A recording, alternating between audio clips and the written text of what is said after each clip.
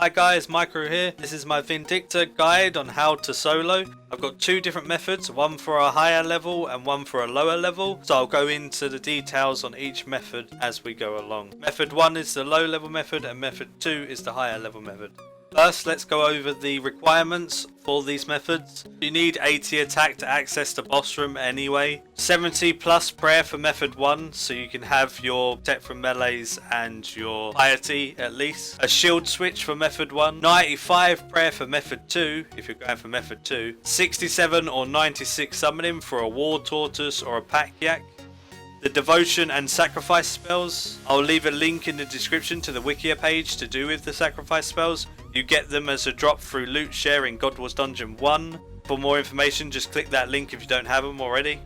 All my recommendations to go along with the requirements. I'd advise 90 attack for Drygors or a Scythe, but then 85 is probably the minimum so you can have the blades from Twin Furies. The accuracy is just too good. I'd advise Bandos or higher armor. Torva and Malevolent are preferred, but I do show you method 1 with Bandos armor, so it is possible. An Amulet of Blood Fury is really good here because of the life gain. Vampirism Aura or Scrimshaw is really good for method 1.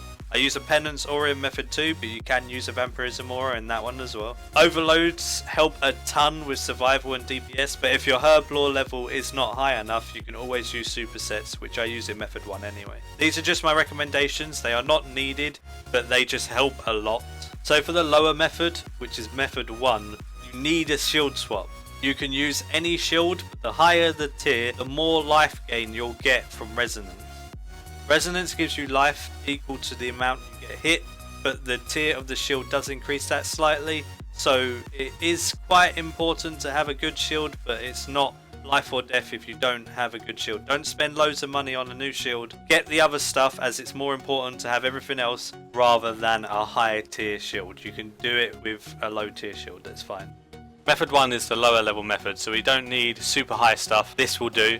So Bandos will do for power armor. It doesn't give great defense, but we're using protect from melee anyway, and we'll be utilizing all of our defensive spells to heal and sustain as much as possible. We have the best cape you can take, so any skill cape, fight kiln cape, anything like that will do. We have our Amulet of Blood Fury for some more sustain, some more life gain. You can use any other amulet as well, but the Blood Fury does help quite a lot. For weapons, you want the blades from the twins. You want Blade of Nymora and Blade of Avarice. Those two blades have really good accuracy, so it will help us hit as much as possible, which is good for our vampirism. So we want the Vampirism Aura or the Scrimshaw for that reason, giving our life back. Any ring will work, so I just took a Warrior's Ring for the extra strength bonus. You got a Sign of Life, just in case I die, like why not, might as well put it on. For your inventory you want a shield. You want to switch to the shield as much as possible for your heals. You use Resonance. This will heal you for 50% of incoming damage, so you do it when he's doing a big attack. I'll talk about that when we're actually killing him. Take a superset, because obviously Overload's higher level, superset probably more your speed. And then we've got super prayer renewals, so it's a prayer renewal, 5-minute buff, and a prayer potion, prayer gain in one. So this will give you an hour worth of buffs if you have 2 of them. Take some prayer flasks, take sharks, have your war tortoise full of shark as well, which is always nice. So you'll have loads and loads of sharks to last you a while. You'll have your shield switch, you'll have your prayer pots, you'll have everything you need. When killing this boss, you're going to want to attack and use your thresholds at the start, so you want to keep your adrenaline from the last fight with keeping in combat. You want to pray melee at the start. You want to use all of your defensive abilities. So you want to use your debilitate to make him deal less damage. You want to use your devotion to make your protection prayer actually be a protection prayer like they used to be and mitigate everything. You want to use your shield switch and use resonance to heal whenever he does a big attack. If you count his auto attacks, you can predict what he's going to do. So every third attack, he does something different.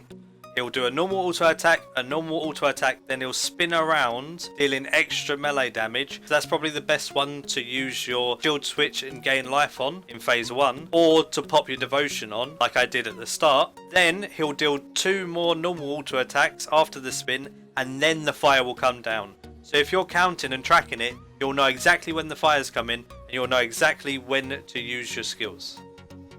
Always use your thresholds that make you stand still after the fire comes down. You just rinse and repeat this process of standing out the flames as fast as you can attacking him using your thresholds after the flame until he gets to half health. At 100k HP, he'll hop on his dragon. The boss will do 2 auto attacks and then a range attack. So you want to pray melee. Every time it's this. It's melee, melee, range, melee, fly. It's always that order. So if you can get that order down, you're fine. So he'll melee me. He'll melee me again. I'll switch my range. I switch to my shield to get some heals because the range hits hard. Then I switch back to melee. So what you need to remember is to get maximum HP gains against this boss, you want to use your resonance against his range attack because it hits harder. Make sure you're using your devotion as much as possible because it mitigates so much damage, it's unreal.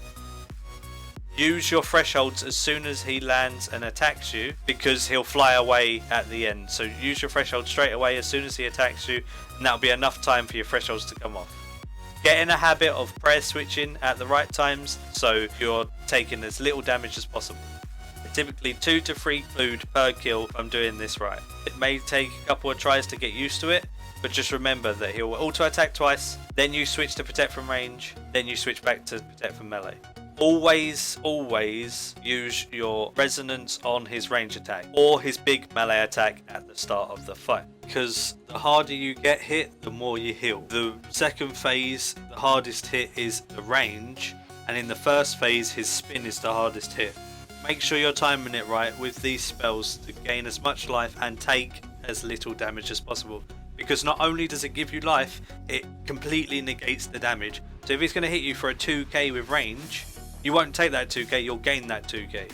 So doing it on the range attack makes you survive so easily, and you barely need food for phase 2. Phase 1, sometimes when you're slow at moving out the flames, you can use extra food, but if you're counting his auto attacks, you'll know when to move.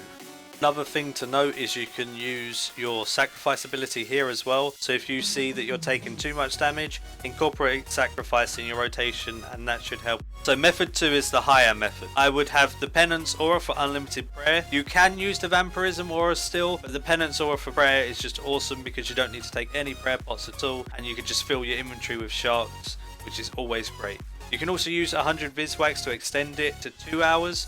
I really like doing this if I'm going to be bossing for a little while. It just helps so much. For gear, you want Torva or Malevolent, and for weapons you want Drygors or Scythe. Stats, you want 90 plus attack, 90 plus defense and strength, 95 plus prayer for Soul Split and Turmoil, 96 plus summoning for your pack. Ring of Death is also great, because if you do make mistakes it will teleport you out, you won't lose your items, you won't have to pay, and the stat bonuses on that ring are amazing. For the method 2, this is the higher level method with the higher gear. I take Malevolent because it's obviously tier 90 power armor, which is great. Gives so much defense and so much aggression, it's awesome. I still take the Blood Amulet of Fury because I love that life gain, it's still great. I take my Maxcape again, I take a Scythe, you can use Drygors as well, doesn't really matter. I take a Death Touch Bracelet and a Ring of Death, and I just use Bando's Boots because they're easy, simple, they don't degrade, it's fine. I take another Sign of Life just because it's useful if you are going to die. And then I take the Penance Aura. Penance Aura is just amazing because you don't need prayer pots, frees up your inventory for extra sharks, so if you do make mistakes, you have the sharks to overcompensate, you're all good. So in my pack yak, just sharks. I have 3 overload dose 4s, just because that's enough for the hour. Each one will be 20 minutes worth of buffs. That means I've got 60 minutes worth of buffs, which is the hour. I have loads and loads of sharks, and that's it. For this method, you want to pray Soul Split and Turmoil so you gain your life back. At the start of the fight, I always use all of my thresholds. So I use my Hurricane, I use my Assault, I use my Blood Tendrils, my Debilitate. The skill that's amazing here is Sacrifice. Sacrifice gives you so much life, it's unreal. You can use it and incorporate it into method 1 as well if you really wanted to, if you needed extra life gain. The same as method 1, 2 auto attacks, then he does his spin, 2 auto attacks, he does his fire. That means that you can easily time his fire and run out of it. If you are taking too much damage from his fire, you can preemptively do it, run out, and then he'll follow you and you can keep attacking him. Just make sure you don't use your cooldowns and your really big attacks that make you stand still when he's just about to do his fire. Other than that, there's not much you can do wrong on this phase. Typically I only get 2 fires come down before I push him into phase 2 anyway, so this phase doesn't really last long. Phase 2 is the majority of the fight with this method.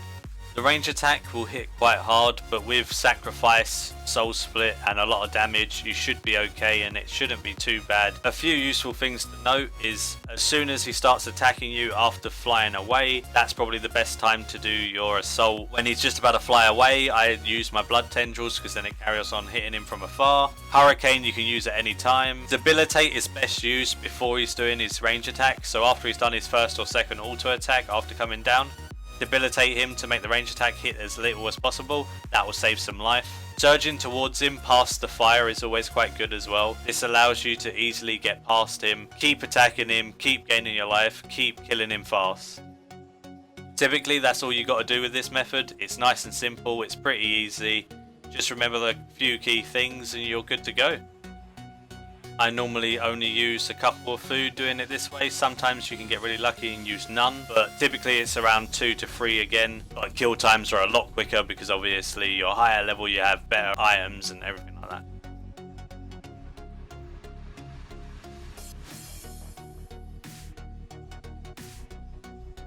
Thanks for watching guys. If you're new, make sure you subscribe, give the video a like if you enjoyed it. Please comment down below what you would like to see in the future because I'm always open for new ideas or suggestions. Thanks for all the support so far. It's been really fun making these guides. Hope this guide was helpful to you because it's a bit different to what I normally do. Bye!